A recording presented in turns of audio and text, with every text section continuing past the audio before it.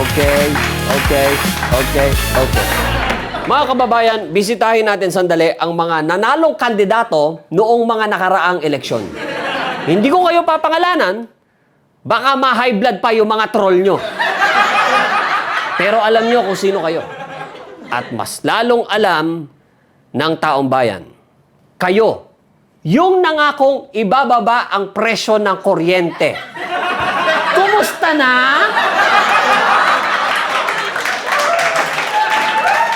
Bumaba ba? O ang bumaba lang ay ang pag-asa ng taong humahawak ng Meralco bill na parang love letter ng demonyo? Kayo rin, yung mga nangakong aayusin ang transportasyon, ayos ba tayo dyan?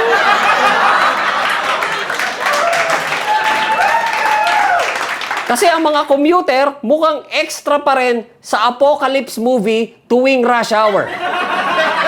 Bakit ang tren parang challenge? Bakit ang bus stop parang audition ng pasensya?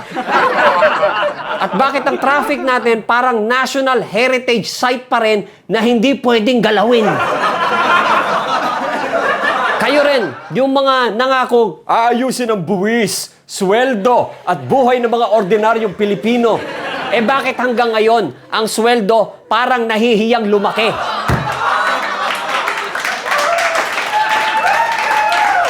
Pero ang presyo ng bilihin parang may steroid. Bakit ang tax ang sipag mangolekta?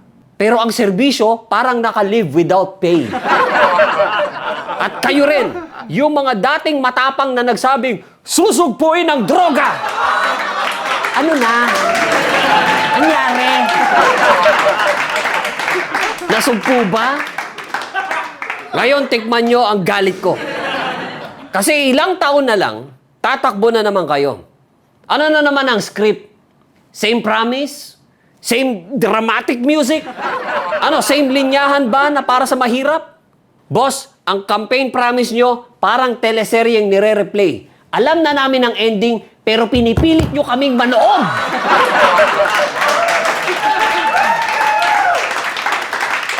At kayo naman mga botante. Oo, kayo rin.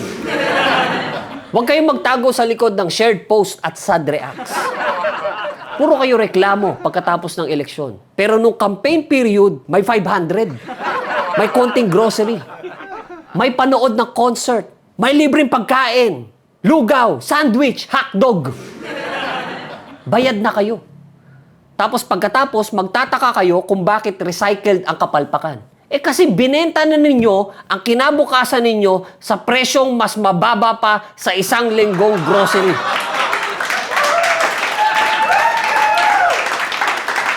Real talk lang. Hindi lang politiko ang problema ng bansang ito. Kasama rin ang botanteng paulit-ulit nagpapaloko, pakyut sa rally, sumasayaw sa motorcade, tapos pagtalo na sa buhay, saka magagalit. Boss, hindi pwedeng every election, memory loss ang national disease. Kaya sa susunod na eleksyon, pakiusap lang. Magising na kayo.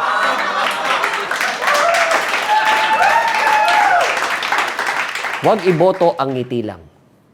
Huwag iboto ang jingle lang. Huwag iboto ang apelido lang. Huwag iboto ang namudmud lang. Iboto ninyo yung may utak, may record, may plano, at hindi allergy sa accountability.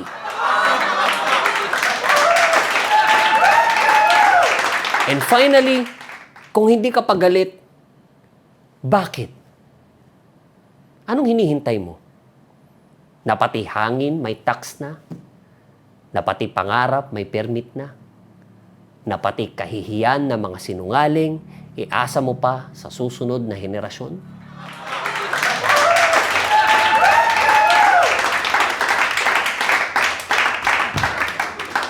Ako si Jack Logan at ito ang Jack Logan Real Talks. Kung saan ang tanong ay hindi na kung sino ang mananalo sa susunod na eleksyon, kundi ilang beses pa ba nating hahayaang lokohin tayo bago tayo matutong bumoto ng may dignidad.